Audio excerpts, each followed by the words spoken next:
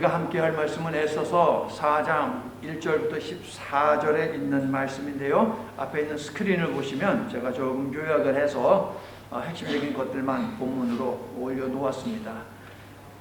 모르드게가 이 모든 일을 알고 자기의 옷을 찢고 굵은 배 옷을 입고 죄를 뒤집어 쓰고 성중에 나가서 대성통곡하며 대궐 문 앞까지 이르렀으니 굵은 베옷을 입은 자는 대궐 문에 들어가지 못함이라.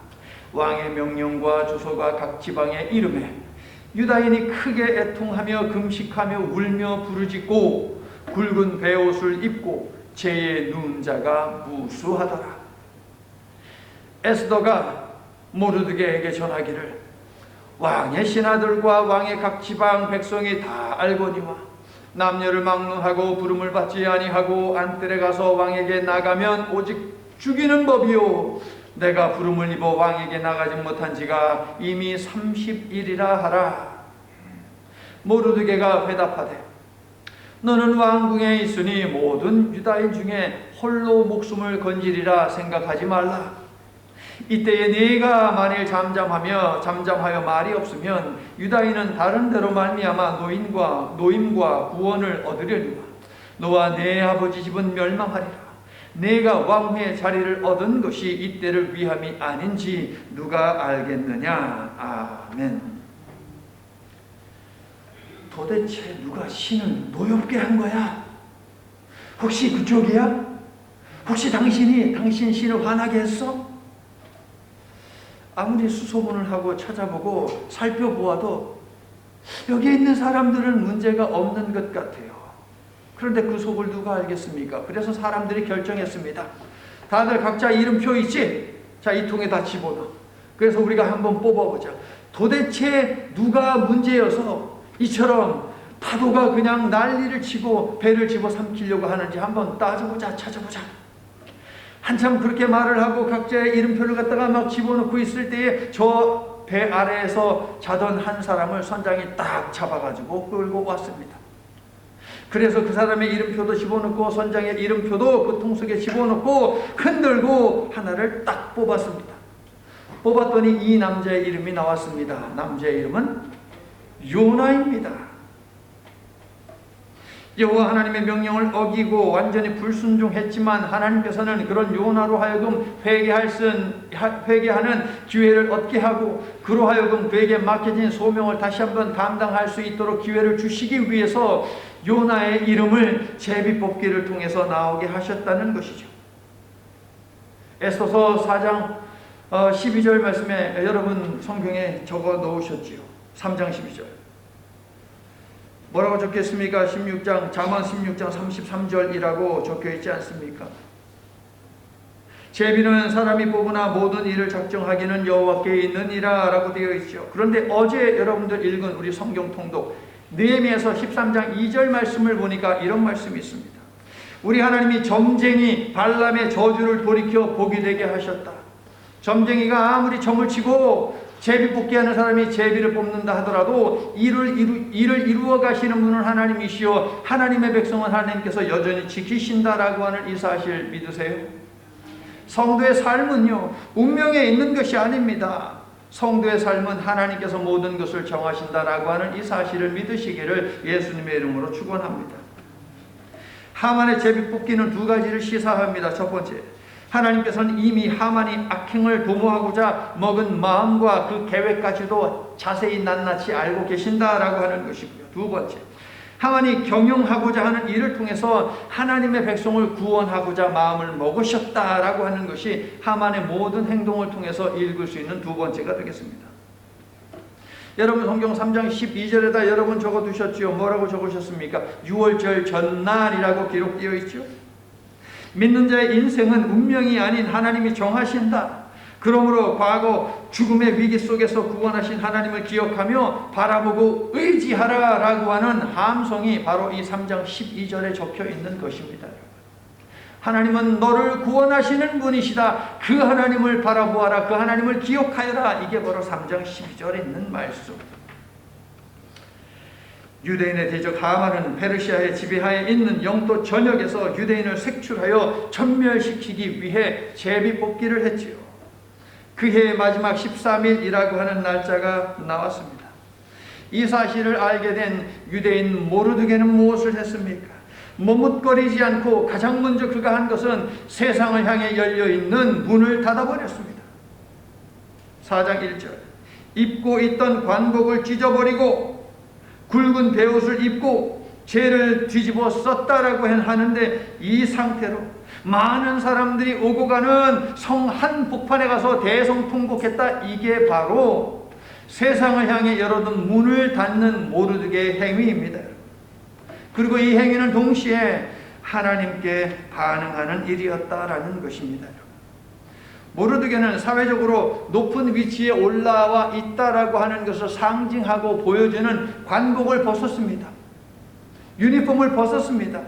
이것은 무슨 의미입니까? 모르드게의 중심이 어디에 있다는 것입니까? 페르시아에서 높은 위치에 앉는 그 정치적인 욕망과 야망에 있다는 것입니까? 페르시아에서 편안하게 살 수 있는 그 안주하려는 마음에 있다는 것입니까? 아니죠. 비록 페르시아 왕궁에서 일하는 페르시아의 녹을 먹고 사는 사람이지만 그의 마음은 언제나 자신의 동족 유대인들과 함께 했다라고 하는 것을 보여주고 있는 것이 바로 그의 관복을 벗어 던졌다라고 하는 것의 의미입니다.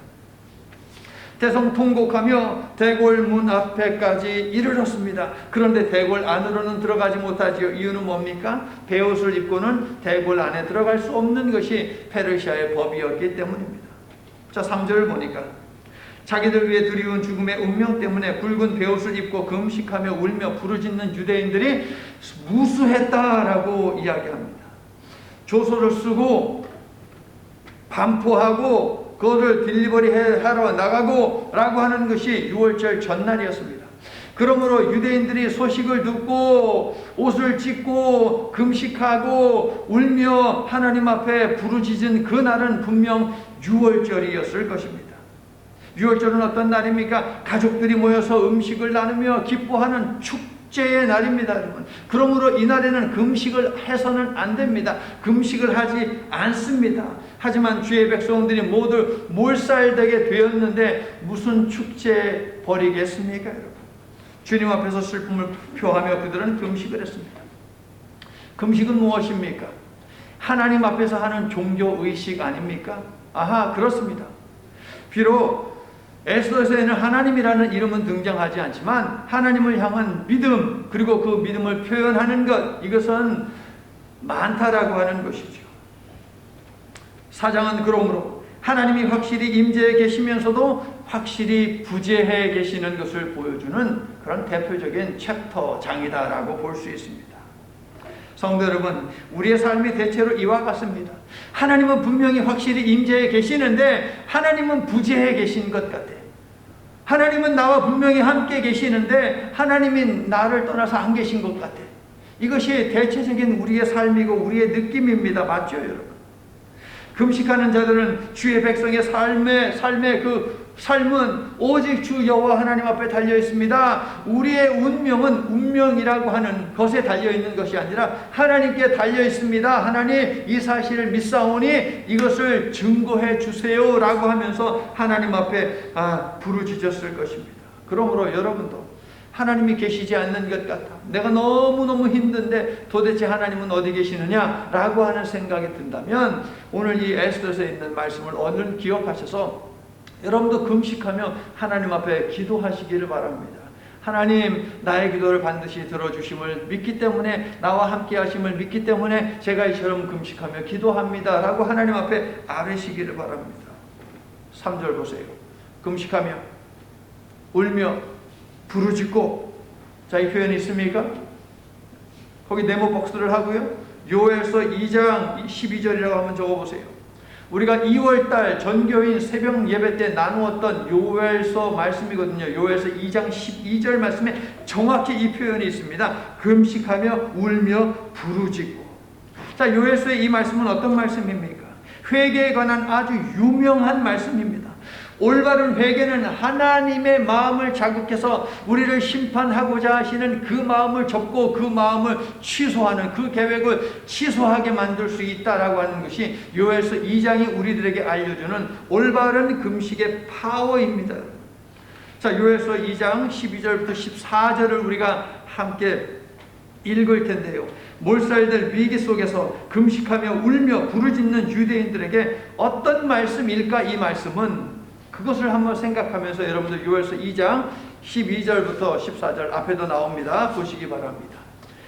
여호와의 말씀에 함께 시작. 여호와의 말씀에 너희는 이제라도 금식하고 울며 애통하고 마음을 다하여 내게로 돌아오라 하셨나니. 혹시 여러분 성경 펴셨으면 요엘서 2장 12절에다가 자, 오늘 4장 3절이라고 한번 적어보세요. 그리고 네모박스를 하면은 확인할 수 있죠. 물론 번역은 약간 다르게 되어 있지만 히브리어는 똑같은 단어입니다. 여러분, 금식하고 울며 애통하고 마음을 다하여 내게로 돌아오라. 13절 시작. 너희는 옷을 찢지 말고 마음을 찢고 너희 하나님 여호와께로 돌아올지어다. 그는 은혜로우시며 자비로우시며 노하기를 더디하시며 이내가 그 시사 뜻을 돌이켜 재앙으로 내리지 아니하시나니. 14절. 주께서 혹시 마음과 뜻을 돌이키시고 그 뒤에 복을 내리사 너희 하나님 여호와께 소제와 전제를 드리게 하지 아니하실는지 누가 알겠느냐? 자, 누가 알겠느냐? 누가 알겠느냐? 이 말은 뭡니까? 하나님께서 마음을 돌이키시지 않을 거야 라고 하는 말입니까? 아니면 하나님께서 마음을 돌이키신다라는 말입니까? 하나님께서 반드시 마음을 돌이키신다라고 하는 그 말이에요, 여러분. 자, 오늘 말씀 14절을 보시면 거기에 모르드게가 에스더에게 하는 말이 있죠. 누가 알겠느냐? 똑같은 표현입니다. 그러므로 오늘 말씀 유대인들이 한 금식하고요, 그 다음에 애통하면서 부르짖는 요 모습이 있잖아요. 금식하고 울며 애통하는 모습. 이 모습은 바로 이 요엘서와 연관되어서 우리가 이해를 해야 하겠다라고 하는 것이 우리가 이해가 되죠. 그러니까 주의 백성들이 하만이라는 자 때문에 도육되게 생겼을 때에 이들은 무엇을 생각했느냐? 요엘을 통해서 주신 말씀을 생각하지 아니하였겠느냐 하는 것이죠. 이런 상황 속에서 모르드게는 어떤 말씀을 묵상을 했을까? 요엘서에 있는 말씀이 아닐까? 그래서 에스더에게 말하기를 누가 알겠느냐? 요엘이 말했던 그 말. 누가 알겠느냐라고 말하지 아니했겠느냐 하는 것입니다. 모르드게가 오늘 보면 14절 끝에서 누가 알겠느냐라고 에스더에게 말한 건 역시 야, 에스더야 50대 50 확률이잖아. 죽을 수도 있고 또 안 죽을 수도 있잖아. 그 말이 아니죠. 누가 알겠느냐 뭐예요? 100% 하나님께서 너를 보호하신다라고 하는 확신에 찬 말이에요, 여러분. 누가 알겠느냐? 이것을 뭐라고 부른다? 수사학적 질문이라고 부른다고 제가 말씀을 드렸죠. 여러 차례 말씀드렸습니다. 답이 정해져 있는데 정해져 있는 그 답을 강조하기 위해서 던지는 질문이 바로 수사학적 질문이거든요. 자, 여러분, 한국인들은 배옷하면 무슨 색깔을 생각합니까? 하얀 색깔을 생각을 하죠. 그런데 본문에 나오는 성경에서 베옷을 입었다 나오잖아요. 하얀 색깔이 아니고 검정색 색깔입니다. 자꾸 하얀 색깔을 생각해서 유대인들이 입는 하얀 세마포 옷을 생각하는데 그렇지 않습니다. 그 옷이 아닙니다. 이 베옷에 해당하는 옷은 무엇으로 만드느냐? 낙타의 털, 염소의 털. 어때요? 부들부들합니까? 아니요, 거칠어요. 거친 털로 만듭니다. 그러므로 그거 입으면 괴롭겠어요? 아니면 아유 좋다 하겠어요, 여러분? 괴로운 것이지요. 자, 베옷은 무엇을 상징하느냐? 슬픔을 상징하는 옷입니다. 슬픔을 상징하는 것이 베옷입니다. 슬픔을 상징하는 것을 입고 그 다음에 뭐예요? 죄를 무릅썼다라고 합니다. 죄 가운데 앉았다. 죄 가운데 앉았다. 죄를 무릅썼다. 죄는 뭔데? 흙이에요, 흙. 그러면 죄는 무엇을 상징합니까? 사람이 흙에서 왔다가 흙으로 돌아가잖아요. 죽음을 상징합니다. 죄를 무릅썼다. 그러면은 나는 죽기를 각오하고 혹은 나는 정말 나의 삶이 지금 현재 정말 죽음과 똑같다라고 하는 것을 드러내기 위해서 이러한 행위를 했다라고 하는 것이죠. 고대 근동 사람들은 죽은 자를 곡하거나 국가 위기 상황 때 슬픔과 애통을 표현할 때 바로 이런 모습을 취함으로 말미암아 스스로를 괴롭게 했습니다. 자, 모르드게가요. 하만에게 절하지 않았죠. 너 왜 절 안 해? 라고 하니까 모르드게가 하는 말이 뭐예요? 나 유대인이야. 라고 이렇게 말하는 것 기억하시죠?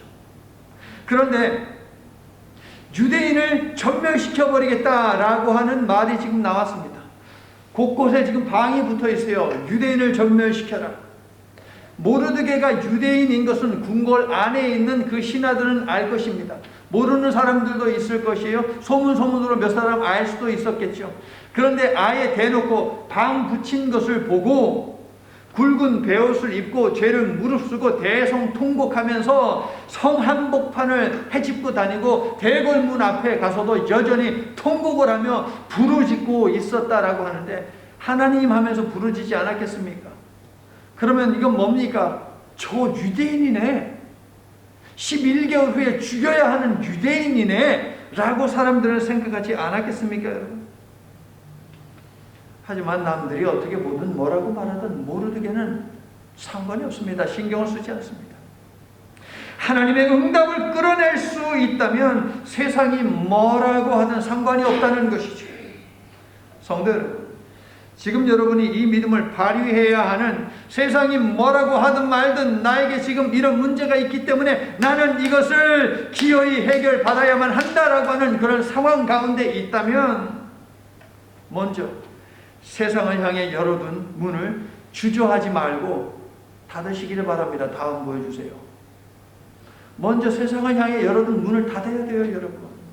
내가 이거 하나님 정말 해결해야 됩니다. 나에게 문제가 있습니다. 배우자에게 문제가 있습니다. 자식에게 문제가 있습니다. 사업에 문제가 있습니다. 하나님, 이것은 건강의 문제고 이것은 물질의 문제가 뭐가 되었든지 간에 문제가 있을 때 가장 먼저 해야 하는 것은 세상을 향해 열어둔 문을 닫아야 한다는 거예요. 모르드게는 아무것도 신경 쓰지 않고 오직 하나님을 향해 나 있는 그 문을 열기 위해서 나머지 모든 문은 닫아버렸다라고 하는 것이죠. 궁궐을 출입하던 에스더의 시녀들과 내시들이 궁궐 밖에서 대성통곡하고 있는 모르드게를 보았습니다. 그래서 에스더에게 쫓아가서 이야기했습니다. 왕비마마, 지금 저 대궐문 밖에 재밌는 일이 벌어졌습니다. 하만이 권력서열 2인자가 이렇게 방을 써 붙였는데 세상에 유대인 하나가 와가지고 그 앞에서 죽음을 상징하는 옷을 입고 죄를 무릅쓰고 슬퍼하면서 울고 있지 뭡니까? 그런데 누가 얘기해 주는 거예요. 근데 그 사람이 모르드게라고. 그가 모르드게라고 이야기를 해주는 거예요. 에스더가 뭐 했습니까? 옷을 이렇게 전해줍니다. 옷을 좀 가져가서 저 사람에게 그 베옷을 벗기고 내가 주는 이 옷을 입으라고 그렇게 제시를 하는 거죠. 그런데 모르드게가 그 옷을 받아서 입었습니까? 아니면은 안 입었습니까? 입지 않았어요. 거절했습니다. 이유는 뭡니까? 유대 백성들이 당한 슬픔이 너무 크기 때문에, 그리고 유대 민족의 아픔에 동참하는 일을 멈출 수 없기 때문에 그는 그 옷을 입을 수 없었다 하는 것이죠. 에스더는 그동안 모르드게의 돌봄을 받았습니다. 모르드게가 시키면 그대로 하는 수동적인 삶을 살았습니다. 이런 에스더가 이제 모르드게를 보살피기 시작하는 이 모습에 여러분 주목해 보시기 바랍니다.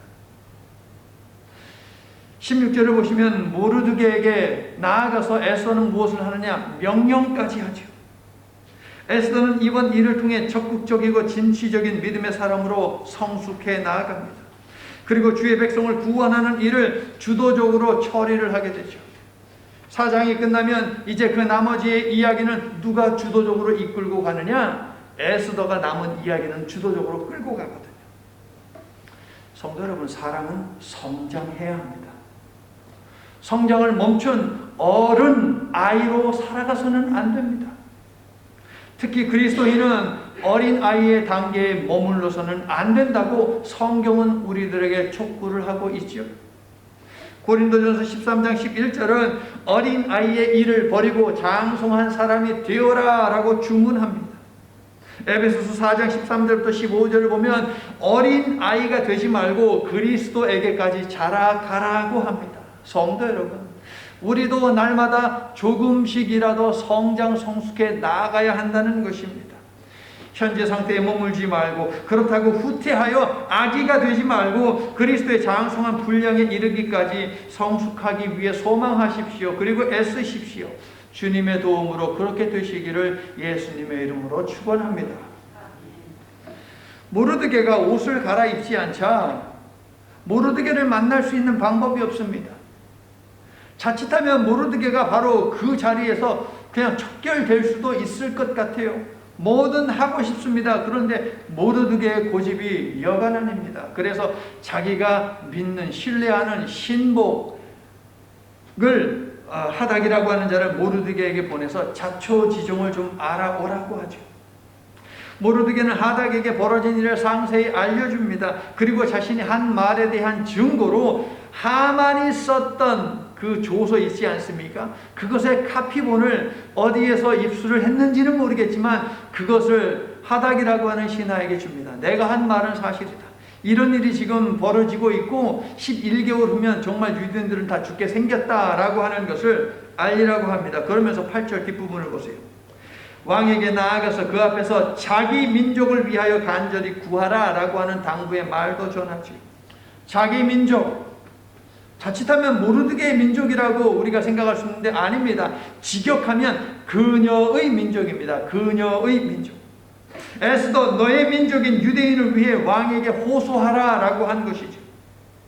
모르드게는 에스더 너도 유대인이야 라고 하면서 에스더의 정체성을 분명하게 짚어주고 있습니다. 여러분, 정체성을 너는 누구인지 분명히 알아라 라고 하면서 짚어줘요. 너는 유대인이야. 이 말은 뭡니까? 민족적인 의미가 있고 종교적인 의미가 있죠. 그러므로 에스더 너도 이스라엘 사람이야. 두 번째, 에스더 너도 하나님을 믿는 하나님의 백성이야 라고 일깨워주는 것이죠. 성도 여러분, 여러분은 하나님을 믿는 사람입니까? 아멘이에요? 노멘이에요? 기억하세요. 내가 누군지 알 때에 소명이 분명해지고 내가 누군지 알 때에 소명을 찾을 수 있다는 거예요. 여러분, 내가 누군지를 모르면 내가 무엇을 해야 하는지 알지를 못합니다. 다시 여쭤볼게요. 여러분, 교회에서 뿐만 아니라 직장에서도, 가정에서도, 운전할 때도, 쇼핑할 때도 하나님을 믿는 사람입니까? 여러분이 누구인지에 대해 확실하다면 분명 언어와 행동이 달라질 것입니다. 맞지요? 모르드게 메시지를 건네받은 에스더의 반응이 어떻습니까?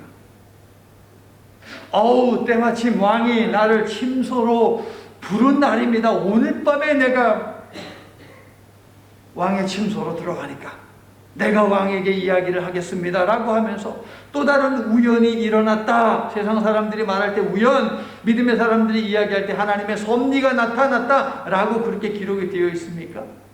아니요, 없습니다. 오히려 암울합니다. 그러나 때마침 왕이 에스더를 침소로 불렀다는 기대보다 더 큰 하나님의 섭리가 분명히 있습니다. 에스더는 다만 이 섭리가 가리키는 방향을 보아야 하는데 세상을 열어둔 문을 아직 닫지 못하고 있기 때문에 하나님의 섭리가 가리키는 이 방향을 보지 못하고 있어요. 여러분, 그래서 현실과 처지에 관한 이야기만 계속 질비하게 늘어놓고 있지요. 11절을 보세요. 모든 것을 알게 된 에스더는 하만의 사악한 음모에 큰 충격을 받았지만 동시에 난감했습니다. 자기 백성을 구하기 위해서는 분명 왕에게 나아가야 하는데 왕에게 나아가면 목숨을 잃을 가능성이 상당히 높습니다. 이러한 마음을 담아 한 말이 11절이지요. 크게 읽어주세요. 왕의 신하들과 왕의 갑지방 백성이 다 알거니와 남녀를 막론하고 부름을 받지 아니하고 안뜰에 들어가서 왕에게 나가면 오직 죽이는 법이요 왕이 그 자에게 금규를 내밀어야 살 것이라. 이제 내가 부름을 입어 왕에게 나가지 못한 지가 이미 30일이라 하라 하노라. 여러분, 모르드게도 왕의 신하입니다. 그러므로 왕 앞에 허락 없이 함부로 자기 멋대로 나아가다가는 왕을 지키는 군사들에 의해서 그냥 바로 그 자리에서 그냥 목 댕강하고 죽임당할 수 있다는 것 모르드게도 잘 알고 있지요.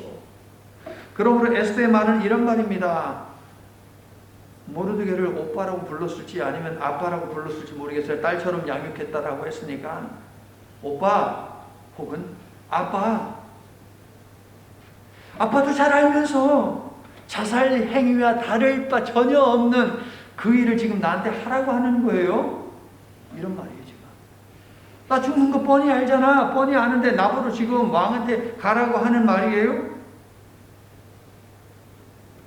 자, 페르시아의 법에 따라 에스더는 왕에게 상소문을 쓸 수 있었어요.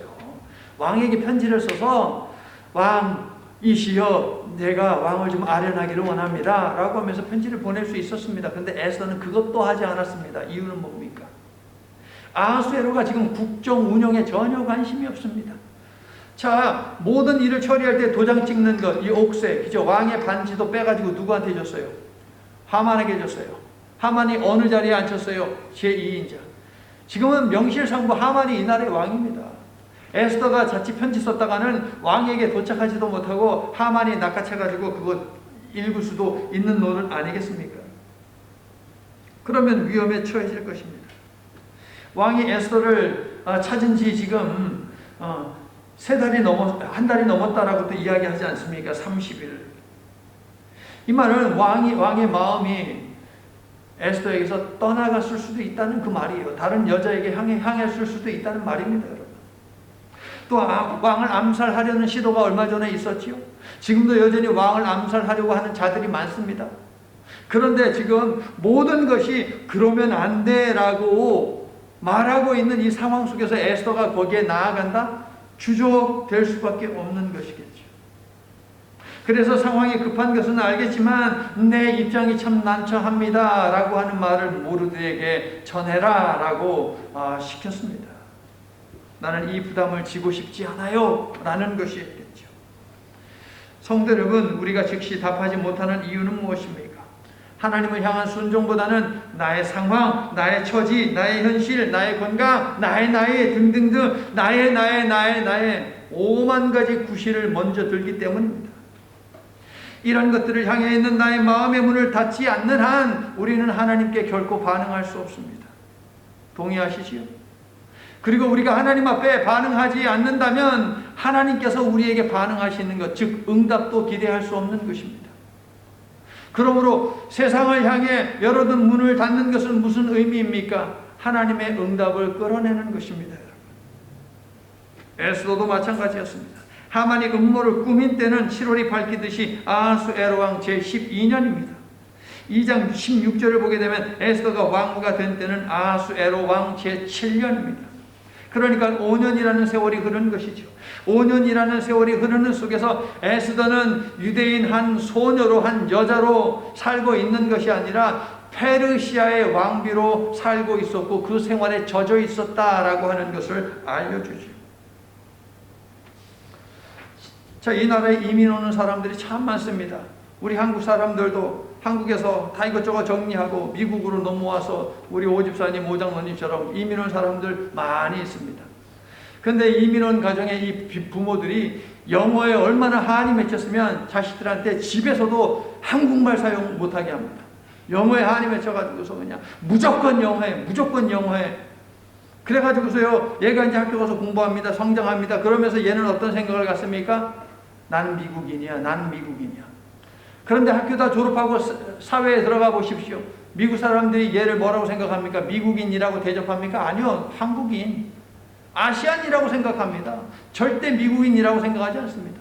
여기서 태어났다고 해서 네가 미국인이야? 아니야. 너는 우리가 볼 때 아시안이야. 너는 한국인이야 라고 그렇게 이야기하죠. 그래서 미국 사람들이 우리 그 아시안을 보면서 뭐라고 부르는지 아세요? 바나나라고 부르는데, 바나나. 아시안은 황인종 아닙니까? 겉은 노란색, 바나나처럼 노란색. 근데 벗기면은 하얀색. 겉에 볼 때는 이거 완전히 동양인이야. 아시안이야. 근데 열어보면 이 속에 있는 생각은 뭐예요? 생각 구조는 미국화되어 버렸다는 것이죠. 그렇게 버네나라고 그렇게 부릅니다. 우리도 마찬가지지만 한인 2세들은 한국인도 아니고 미국인도 아닌 중간에 끼인 존재로 살고 있는데, 그럴수록 중요한 것은 무엇입니까? 자신의 정체성을 확고하게 세우는 것이에요. 모르드게는 분명하게 알려주었습니다. 야, 에스더, 너 페르시아에서 아마도 태어났을 거예요. 페르시아에서 태어나서 자랐다라고 해서 네가 페르시아 사람이라고 생각해? 야, 에스더, 네가 5년 동안 그 전에 이제 왕비가 되기 위해서 또 준비했으니까 한 15년 한번 잡아볼까요? 10년 잡아봅시다. 네가 10년 동안 이 궁궐에서 생활을 했다고 해서 그렇게까지 길진 않지만 네가 페르시아의 왕비라고 생각하느냐? 아니야. 너 유대인이야. 라고 하면서 정체성을 분명하게 심어주지요. 네가 비록 지금은 페르시아의 왕비이지만 너는 분명 여전히 유대인이야. 이스라엘 사람이고 하나님을 믿는 사람이야. 성도 여러분, 신앙생활에는 부담이 따르기 마련입니다. 신앙은 구원 사역에 관한 것이기 때문에 작든 크든 분명 부담이 있습니다. 기도 생활을 위해 새벽 예배에 나오기 위해서는 생활 패턴을 바꿔야 됩니다. 밤 늦게까지 잠을 안 자는데 새벽에 어떻게 나옵니까? 못 나오죠. 생활 패턴을 바꿔야 됩니다. 11조는 하나님의 것이니 반드시 드려야 하고 감사헌금도 드려야 되고 구제를 위해서 드려야 되고 선교를 위해서 드려야 되고 그러려면 뭐 해야 돼요? 생활비를 아껴야 됩니다. IT에 보내는 과자를 구입하고 가서 픽업하고 내리고 포장하고 보내고 하는 그 일을 지금 우리 교회에서 하고 있는데 이 일에 지금 앞장서서 하시는 분들 전부 다 직장 생활 하시는 분들이에요, 여러분. 그러면 자기 스케줄 조절해야 됩니다. 스케줄을 조절을 해야 됩니다. 그만큼 희생이 따르는 것 아니겠습니까? 시간을 비워둬야 하는 것이죠. 하지만 내가 받은 하나님의 은혜를 나만 간직해서는 안 되고 아직 하나님의 이 은혜를 알지 못하는 사람들과도 나눠야 한다라고 하는 이 마음이 있기 때문에 부담스럽지만 부담감을 가지고 이 일에 동참하는 것이죠. 성경에는 하나님의 소명을 받고도 선뜻 나서지 못한 사람들이 제법 많이 있습니다. 모세가 그랬습니다. 기드온이 그랬습니다. 예레미야도 그랬습니다. 사울도 그랬죠. 그러나 이들은 하나같이 하나님의 부르심에 응하지 못한 것이 무엇입니까? 하나님의 부르심을 받고 그 일을 하기에는 내가 너무 부족해서 내가 받을 수 없습니다 라고 하는 것이 이들의 공통적인 특징이죠. 하지만 에스더는 어떻습니까? 자신이 처한 상황 때문에 나서려 하지 않았다라고 하는 것. 우리와 에스더가 다른 것이 무엇이 있습니까? 우리도 상황 따지잖아요. 환경 따지잖아요. 내 컨디션 따지잖아요. 똑같이요. 이 땅의 역사뿐만 아니라 교회 역사 속에도 나서기 싫어서 변명을 늘어놓는 사람들의 노력은 계속 이어져 왔고 앞으로도 계속 있을 것입니다. 나 이래서 못해요. 이래서 안 돼요. 이래서 내가 할 수가 없습니다. 등등등. 이런 말들 말입니다. 에스더의 신부 하닥에게서 에스더의 속마음을 전해들은 모르드게의 반응이 14절이죠. 모르드게는 에스더의 익스큐즈를 구실 변명을 단 1도 하나도 용납하지 않습니다. 모르드게는 세상의 법과 전통이 하나님의 기준과 섭리와 대립할 때 주의 백성은 하나님의 기준과 섭리를 우선적으로 선택을 해야 한다라고 하는 원칙을 세운 사람이거든요. 그리고 에스더에게 자신의 딸처럼 키운 이 에스더에게도 똑같이 요구합니다. 너도 이 원칙을 따라야 한다. 전에는 모르드게가 에스더를 염려했지요.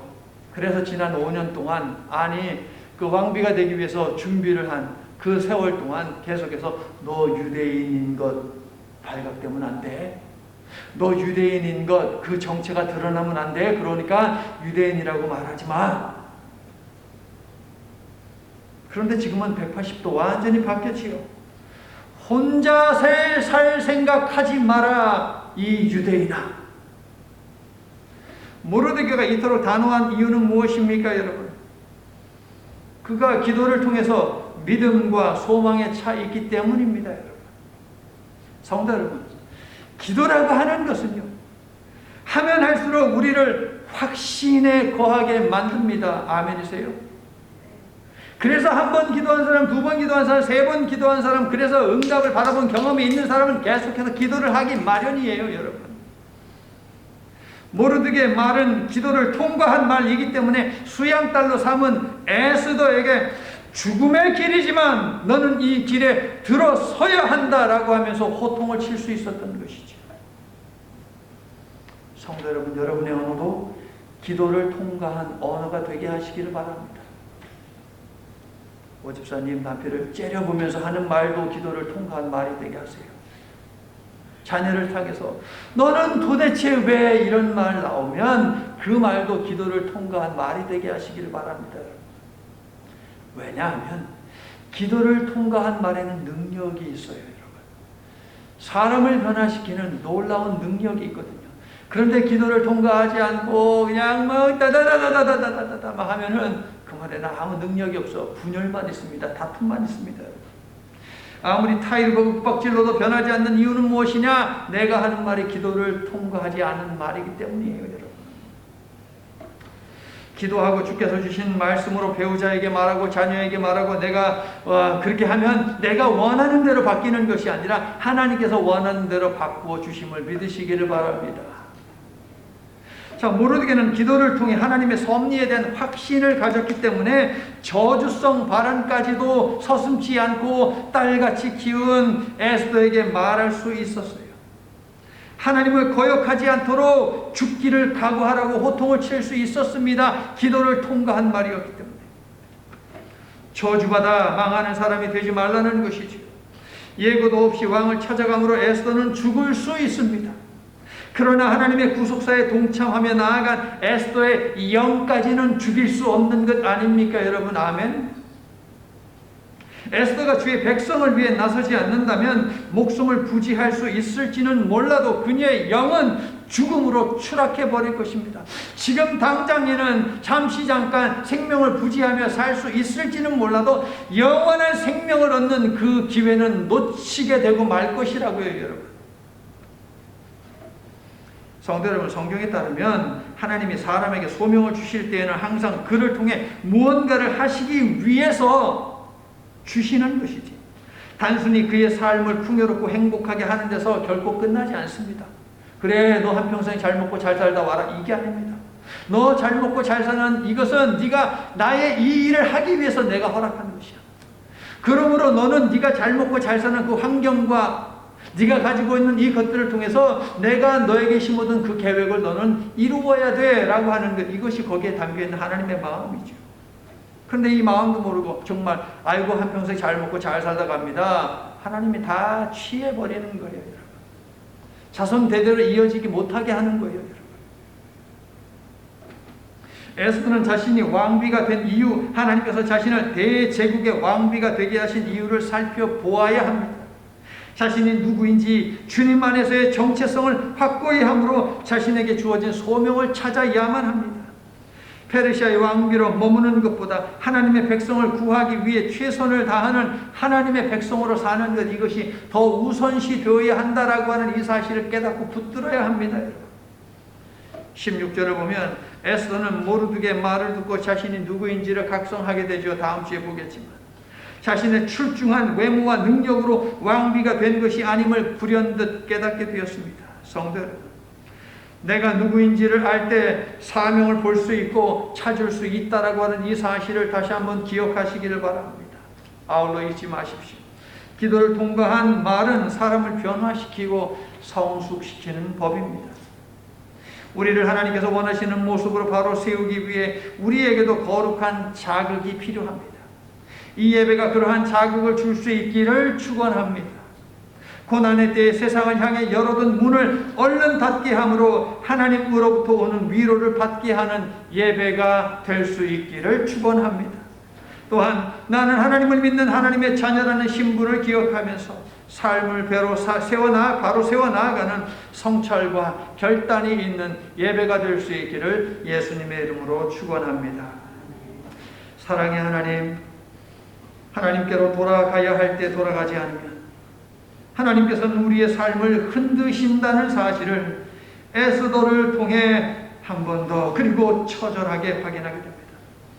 간절히 기도하오니 하나님께서 흔드실 때 하나님을 믿는 하나님의 자녀라는 거룩한 정체성을 가지고 있는지 확인하고 세상을 향해 열어둔 문을 닫는 지혜롭고 명철한 백성들이 되도록 도와주시옵소서. 그리하여 흔들리는 불안한 삶, 바로 그 너머에 있는 6월절 구원의 은혜를 우리의 것으로 만들도록 축복해 주시옵소서. 예수님 이름으로 기도드립니다. 아멘.